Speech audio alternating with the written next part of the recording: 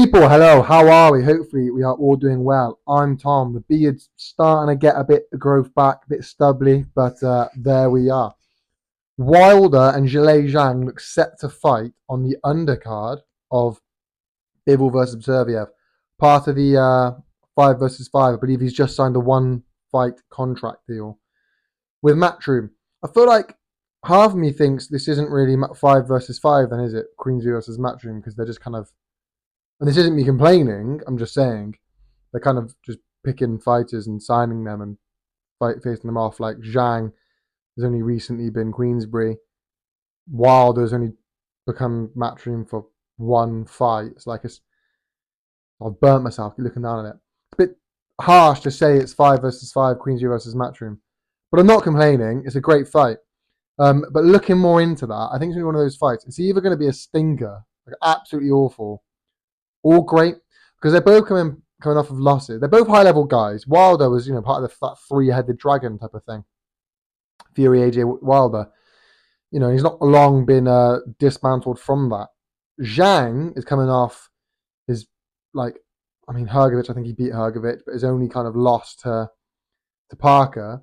They're both coming off losses to Parker.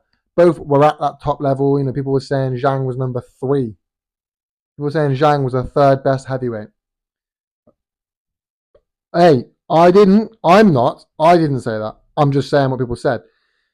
So they're clearly up that level, but let's have it right. They've just come off abysmal performances. Wilder didn't even throw a punch after, when he fought Parker and lost pretty comfortably.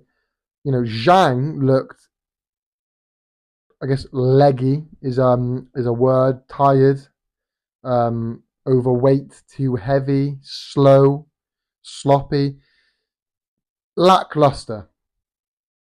It wasn't the fight we all hoped it would be. It wasn't the fight we thought it would. Well, no, I'm being a bit harsh, but what I'm getting at is they've come off poor performances, and if that carries through, this fight has potential of being awful, like a really bad performance.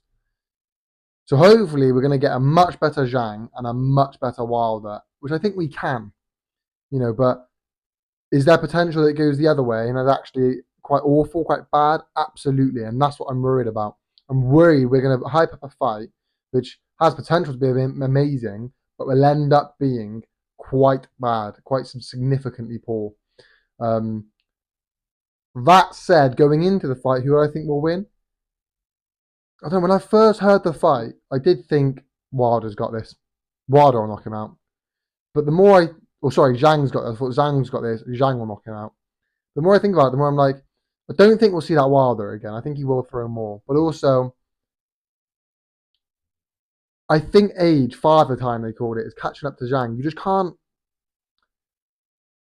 As his fights have gone on, he's on sort of drop down level and standards every time. I think the only one we can sort of say an argument against that was Joyce 2 was better than Joyce 1.